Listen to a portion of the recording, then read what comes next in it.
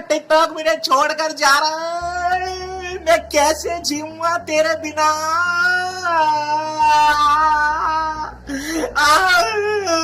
तो पहले इतनी अनएम्प्लॉयमेंट थी हमारी जो कंट्री में, तो उससे क्या हो जाएगा, अभी इससे क्या हो जाएगा, जो अनएम्प्लॉयमेंट है वो और ज्यादा बढ़ जाएगी। नमस्कार दोस्तों, मैं अंकित और आप देख रहे हैं दी फिल्मी उल्लू चैनल।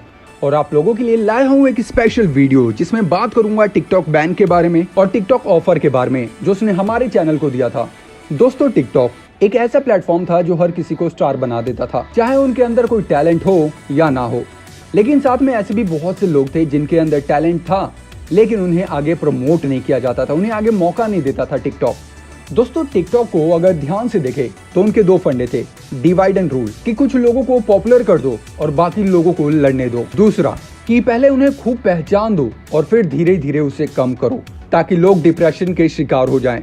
और उसकी वजह से क्या होता है कि लोग उस ऐप को और यूज करने लगते हैं ताकि उनका फेम फिर से उन्हें वापस मिल जाए।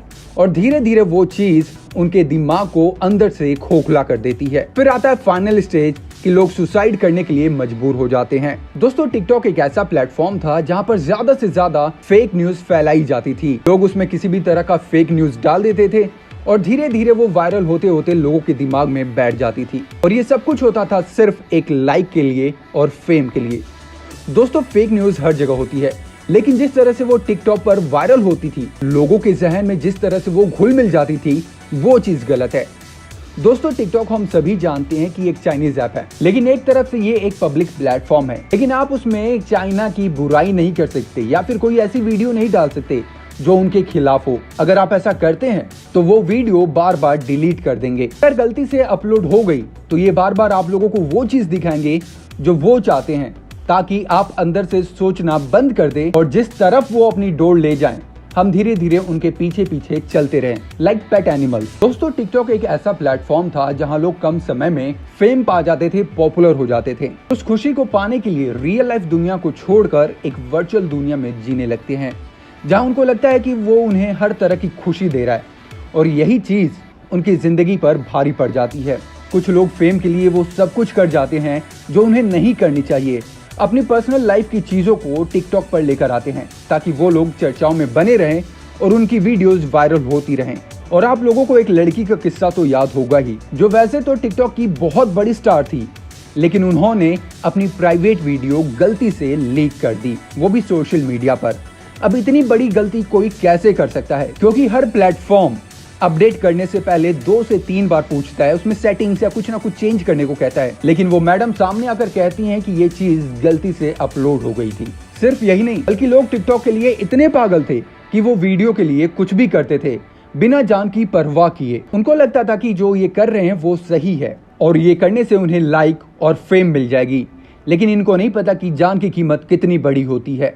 दोस्तों, एक और बहुत इंपॉर्टेंट पॉइंट, हम सभी जानते हैं कि फिल्मों में काम उन्हें मिलता है जिनकी फैन फॉलोइंग अच्छी होती है। और टिकटॉक पे करण जैसे कुछ लोग बहुत फेमस थे जिनके पास वैसे तो कोई टैलेंट नहीं था, लेकिन इनकी फेम को देखते हुए बॉलीवुड में इन्हें काम मिलता और फिर से एक बार नेपोटिज्म की शुरुआत होती। ये वही लोग आगे चलकर बॉलीवुड पर राज करते और सुशांत जैसे टैलेंटेड एक्टर सुसाइड करने के लिए मजबूर होते। टिकटॉक वर्सेस यूट्यूब की लड़ाई तो आप सबने देखी होगी, जहां एक तरह कुछ लोग बस अपने होठों को हिलाकर लाखों व्यूज कमा लेते थे, वहीं दूसरी तरफ यूट्यूब, जिन्हें अपने स्क्रिप्टिंग पर घंटों समय वेस्ट करना पड़ता है। उसके बाद वीडियो को रिकॉर्ड करना, फिर एडिटिंग करना, इसमें भी आराम से 1 से 2 घंटा चला जाता था। और इतनी मेहनत करने के बाद उन्हें फिर कुछ व्यूज मिल जाते थे। मतलब जहां हम घंटों लगाते थे अपने काम के लिए, अपनी मेहनत देते थे उस पर, वहीं कुछ लोग टिकटॉक पर बस अपने मुंह को हिलाकर, होठों को हिलाकर लाखों व्यूज पा जाते थे और फेम पा जाते थे। हम माना उसमें कुछ टैलेंटेड लोग थे, लेकिन सिर्फ हजारों में 10 या 15। दोस्तों, टिकटॉक बैन होने का रीजन कुछ लोगों को नहीं पता। उन्हें लगता है कि ये चाइनीज ऐप है, इसलिए इंडियन गवर्नमेंट ने इसे बैन कर दिया, जबकि ऐसा नहीं है। हमारी इंडियन गवर्नमेंट इस पर रिसर्च कर रही थी और एक सर्वे के थ्रू पता चला कि टिकटॉक हमारे डेटा और प्राइवेसी को चुराती थी। सिर्फ यही एक ऐप नहीं, बल्कि 58 ऐप्स और थे इसके साथ, like Vigo, Likee, UC browser, WeChat, BeautyPlus और भी बहुत से। और अब लास्ट में एक फोटो जो टिकटॉक की तरफ से ऑफर आया था, ये आप सभी टिकटॉक वालों के लिए भी है। आप देख सकते हैं टिकटॉक और उनकी दुनिया, जहां आप टिकटॉक के फेम के लिए इतनी मेहनत करते हैं, सब कुछ फ्री में मिल रहा था।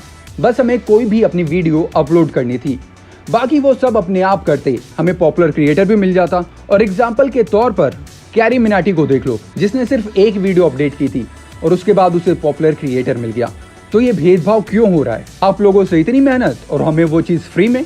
सोचिए और अपनी राय दीजिए हमें। साथ ही अगर मन में कोई शिकायत या सुझाव है तो आप हमें कमेंट कर सकते हैं या फिर डायरेक्टली इंस्टाग्राम पर मैसेज कर सकते हैं। So take care and thank you so much.